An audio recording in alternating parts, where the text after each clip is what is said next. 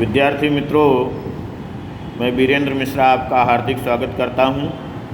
विषय हिंदी, पुस्तक क्षितिज, पाठ नंबर 10, लेखक स्वयं प्रकाश। पाठ का नाम नेताजी का चश्मा की चर्चा कर रहे थे। पान वाला नया पान खा रहा था। पान पकड़े अपने हाथ को मुंह से 1.5 इंच दूर रोककर उसने हालदार साहब को ध्यान से देखा। फिर अपनी लाल काली बत्ती सी दिखाई और मुस्कुराकर बोला, नहीं साहब, वो लंगड़ा क्या जाएगा फौज में, पागल है पागल। वो देखो आ रहा है, आप उसी से बात कर लो, फ़ोटो वोटो छपवा दो उसका कहीं। हालदार साहब को पान वाले द्वारा एक देशभक्त का इस तरह मजाक उड़ाया जाना अच्छा नहीं लगा। मुड़कर देखा तो अवाक रह गए। एक बेहद बूढ़ा मरियल सा लंगड़ा आदमी,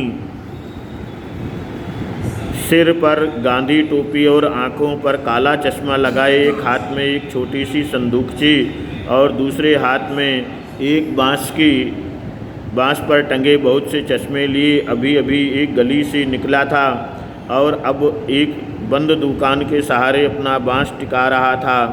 तो इस बेचारे की दुकान भी नहीं, फेरी लगाता है। हालदार साहब चक्कर में पड़ गए। पूछना चाहते थे, इसे कैप्टन क्यों कहते हैं, क्या यही इसका वास्तविक नाम है? लेकिन पान वाले ने साफ बता दिया था कि अब वह इस बारे में और बात करने को तैयार नहीं है। ड्राइवर भी बेचैन हो रहा था, काम भी था। हालदार साहब जीप में बैठकर चले गए।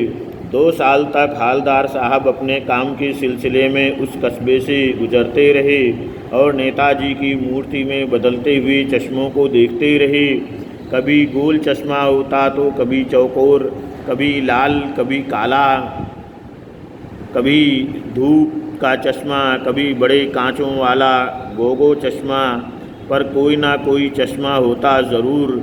उस धूल भरी यात्रा में हालदार साहब को कौतुक और प्रफुल्लता के कुछ क्षण देने के लिए, प्रफुल्लता मतलब खुशी।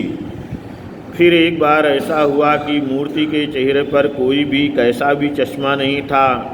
उस दिन पान की दुकान भी बंद थी, चौराहे की अधिकांश दुकानें बंद थीं। अगली बार भी मूर्ति की आंखों पर चश्मा नहीं था। हालदार साहब ने पान खाया और धीरे से पान वाले से पूछा। क्या पूछा विद्यार्थी मित्रों, उसको देखते हैं हम। क्यों भाई, क्या बात है, आज तुम्हारे नेताजी की आंखों पर चश्मा नहीं है? पान वाला उदास हो गया। उसने पीछे मुड़कर मुंह का पान नीचे थूका और सिर झुकाकर अपनी धोती के सिरे से आंखें पोंछता हुआ बोला, साहब कैप्टन मर गया। और कुछ नहीं पूछ पाए हालदार साहब।